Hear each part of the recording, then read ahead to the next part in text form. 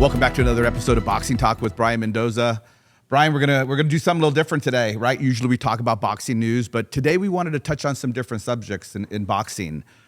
Building a fighter, right? That's a subject that I think it's going to interest a lot of people because, I mean, who knows, right? Us people in the boxing community, we understand how to build a fighter, but people outside of the industry don't really understand. So let's touch on some of that today. Let's start with you, Brian. So what did you have to do early in your career to start getting wins under your belt? Because that's the name of the game when you're building when you're building a fighter, is getting those wins under your belt, right? Yeah, I had to take a bit of a longer road because I didn't have a lot of amateur fights. I had less than 30 amateur fights, which is pretty short. And considering I started late, about 15, 16 years old is when I actually started boxing. And most people started around 8. That's late. You're 8 years behind schedule. Exactly. 8 years of fights experience and stuff like that I had to catch up on. And so I did more of the learning on the job in the pros, which is what more and more these last maybe 10, 20 years is what people are kind of doing more. They don't get as many amateur fights. So they're getting a couple and then turning pro. And I was lucky enough to be able to sign with a big manager after my first pro fight, Cameron Duncan. And he was based out of Las Vegas and made many world champions, like Johnny Tapia, Nonito Donaire. Like he had Kelly Pavlik. Yes, so, big names. Big names. He had Terrence Crawford actually for most of the career early on. And just, tons of these fighters. And that's really what helped me because he was able to get me those fights. I didn't, have a backing. I didn't have a promoter behind me because I didn't have, an Olympic pedigree or something like that as an amateur. So when you start off, you have to find someone that can either back you like a promoter or, a manager that can, make connections, get you fights here and there. I was fighting in hole-in-the-wall, like, venues all over the country.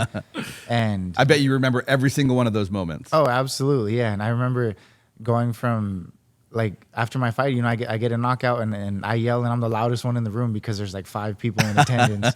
So you definitely, it's a slow start a lot of the time, but it's what got me ready and built me that experience that I needed, that I was lacking from the amateurs, and just let me grow. Because if I would have been thrown kind of to the wolves right away, things might have gone a little differently. Or it's a sink or swim moment for the fighters that have to do that. So most fighters don't have that opportunity. Right? I mean, you were very, very fortunate, to have that. Most fighters have to build their record through, going to Mexico, right? Exactly. I mean, you might sneak in a fight here or there, locally, or be able to get on a card here and there. But if you're on that fast track, right? What's the quickest way on the fast track? Exactly. That's the fast track is go to Mexico, cheap fights, Tijuana. Yeah. And cheap fights. Explain what cheap fights are. Exactly. I mean, cheap fights doesn't mean you're getting paid cheap. Yeah. Cheap fights means you're paying out. Yeah, cheap fights. A lot of people think as soon as you turn pro, you're just making money. And it's not like other sports. Other sports, when you get signed as a professional, you're at another level. You're immediately into, 6 figures plus. But in boxing, turning pro just means you went, down to the local sports commission, the athletic commission, and signed to get a license. So so from there, you actually have to build. And yeah, a lot of the times you have to pay out of pocket for fights. Like a lot of my early, even though I was with Cameron, say I would fought on the East Coast, and I was getting paid maybe $1,000 for like $1,000. 6 rounds. Wow. Yeah. And say I had to buy my dad's flight, and my dad's flight was like $1,200. So on one flight alone, I'm in the hole. But it didn't matter back then. I just wanted the experience. I just wanted to get these fights in. But that's a lot of people's experience, or even when they go to Mexico, you have to pay for your opponent and pay for the slot on the card just to be able to fight and get that experience and try to build your record to be able to get noticed by these big promoters. And that's sometimes risky, right? I mean, when you're going into Mexico, I mean, those rules aren't like here in the States. They're, it's very different. You could be lined up to fight someone one day, prepare for that fighter, have an entirely different fighter who comes in 3 or 4 or 5 pounds sometimes, more on weight, and you don't have a choice. You've already got down there. You've bared all the expenses, and sometimes you have to take what they take you, and it's it's even been more risky lately because it's so unorganized, and there's so much lack of like documented experience levels and things like that. So when you're fighting for a cheap fight, you may think you're going to build your record, but when you get in there, you don't know if it's a cab driver, like people say. You don't know if it's a cab driver or someone that's very experienced, had like maybe national fights and stuff like that. You don't know, and they'll just throw you in there and say, oh, this guy, has no pro experience either. So you may think you're just paying for a cheap win, but you might be in for biting off a lot more than you can chew. Wow, that's amazing. Have you ever found yourself in that experience? Have you ever had to go to Mexico, or were you fortunate enough to have all your fights here stateside?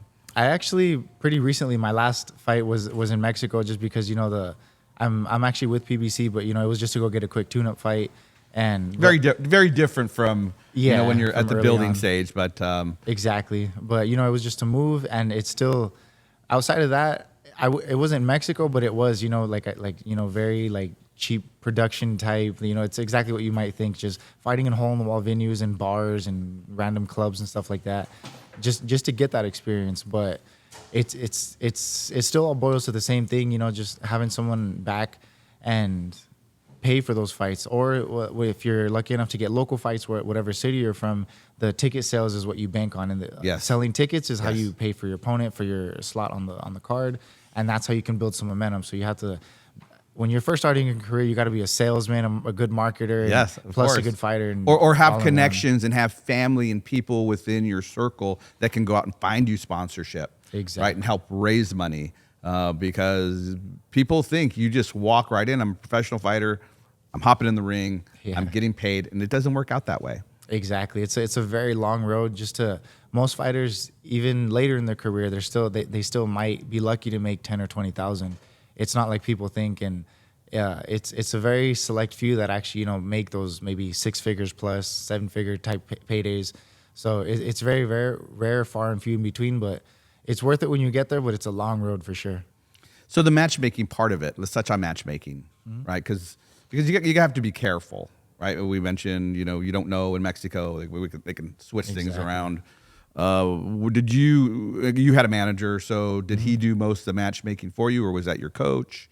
It was both. They worked hand in hand, because my coach obviously knows my style. He sees me every day, so they kind of know what they can work with. And then the manager also takes into account what he's seen. They're in boxing, they're kind of like scouting agents, so they need to know about how styles match up and things like that. And so they have to be careful, and there's a science to it for sure. That's why companies like Top Rank are known for their matchmaking, because they've done so much scouting, so much homework, and they know how a certain style is supposed to match up against another. And you get tested. There's even as people, as you bring them in as opponents, there's opponents at certain levels, and you bring those guys in. Okay, I think my fighter's ready for this next level. If he has a tough fight, then maybe we hold him at this level for a little bit till he's ready to graduate to the next level. So it's always it's baby steps, depending on how fast you mature, how fast you grow. There's a lot of variables to it, but it's again, it all boils down to just your experience level and being very methodical about who they match you up with along the way. How much notice do you usually get before fights when you're coming up, like earlier in your career? Did you have weeks notice, months notice on who you were fighting? What was that? All of the above. Like? I've had times where I didn't fight for 7 months, so I was just in training camp for 7 months, and I've had as little as 3-day notice where they know you're training and everything, but they're like, hey, a slot just popped up. We're trying to get you these fights. Come on, let's go. Make weight, get ready. So I've had as little as like 3 days for a fight, and I've had fights that when they do come through, I've walked into the locker room and had a fight get canceled on fight night in the locker room, ready to go. A fight got canceled. And then that's more common than people think. A lot more common, and then people don't know that as all that training you did, to peak on fight night and everything, you have to try to stay on ice and hold it over, because then I ended up fighting the next weekend. They're just like, all right, I know you're as sharp as you can possibly be, but just hold it for another week or two, and whenever something pop up, you have to be ready. So boxing does not have an off season, and that's when you really feel it, because like I said, I went 7 months without a fight, and then I think it was the second year in my professional career, I fought 8 times in 6 months. So it's either end. You can be super busy. You can kind of be waiting for an opening to come up, and you may miss that opportunity that can change your life. And in your case, right, that change happened when you blasted Sebastian Fundora into another planet, right, and that just changed everything for you. How much notice did you have on that fight? And by the way, for you fight fans, you want to Google that. Google Brian Mendoza, Sebastian Fundora. Definitely one of the knockouts of the century, right? And to this day, I replay that video all the time. But tell us about that. How much notice you got on that fight? So that fight, I was able to get a full camp. I think they kind of set it up for around like 6 to 8 weeks, something like that, when it was officially, signed and everything. But the thing there was being ready for a last minute call before that is what got me ready, because just 2 fights before that, I was fighting on a swing bout, which is when you're at a TV that's a fight card that's on TV, and they just put you as a swing bout, they call it, because if some other fight ends early or there's a knockout, they'll put you in as a fill-in fight for the timing, for the network timing. Exactly. So it all aligns up right within the period of time that it's going to be televised. Exactly. So they can fill that little time slot. That way there's not just some gap on TV that they have the fans waiting, or the commentators just have to fill in too much time talking. They try to keep the action going.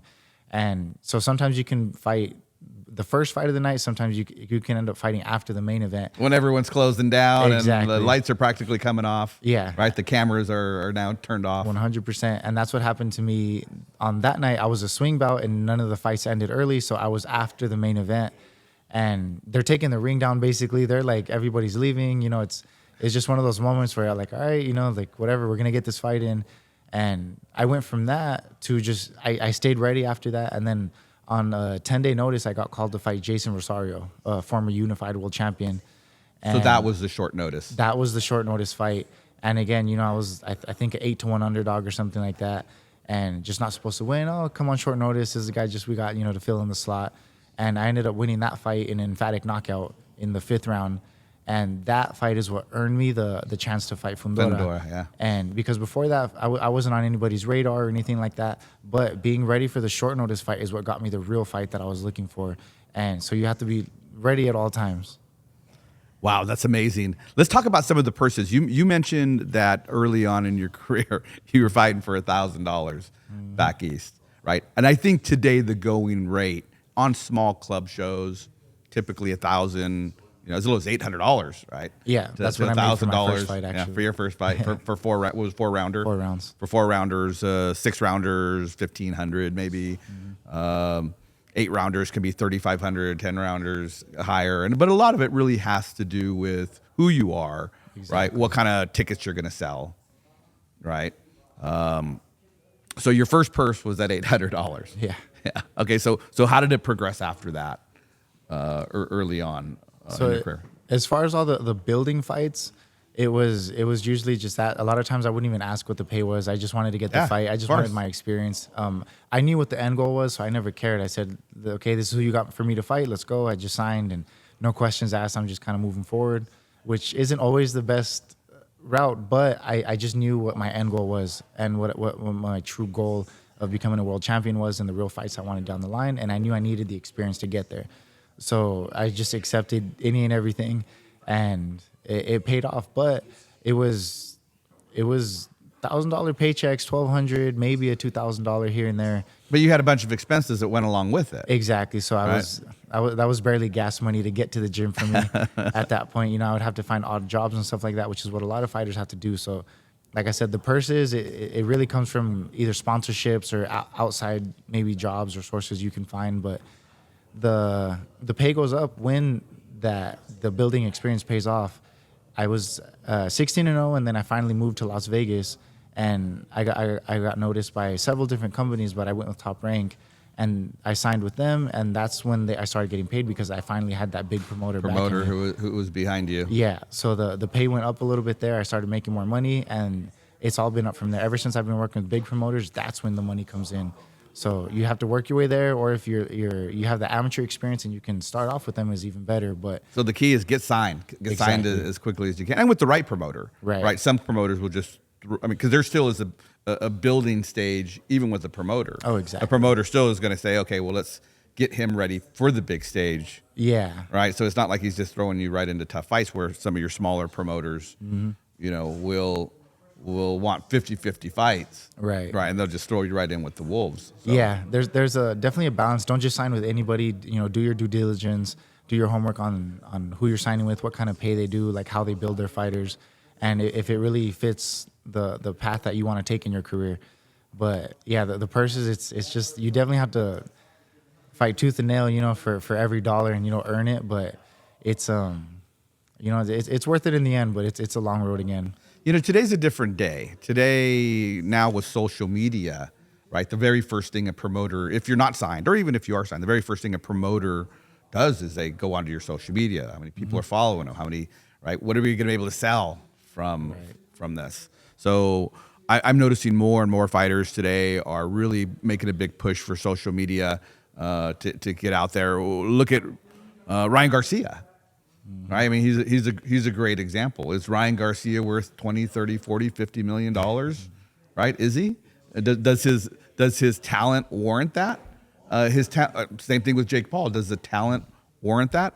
No, but if they're selling millions and millions of views, that's the then thing. it makes Yeah, sense, right? that's why even these days, even fighters like Devin Haney, he didn't really have promoters backing him. His dad was able to kind of pay the way for a lot of his early fights, and once they become ticket sellers and they have that social media push behind them, that's when they can really move.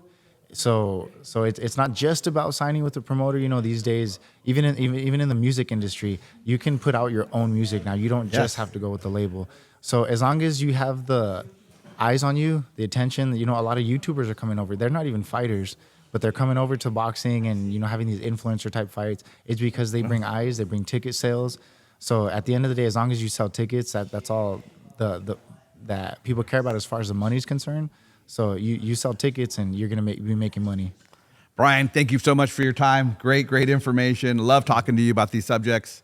You can listen to us on Spotify, Apple Music. You can also follow us on all social media platforms at Boxing VIP Network. You can visit our website at boxingvip.com. We appreciate your time, Brian, again. Thank you. Thank you. Thank you for watching.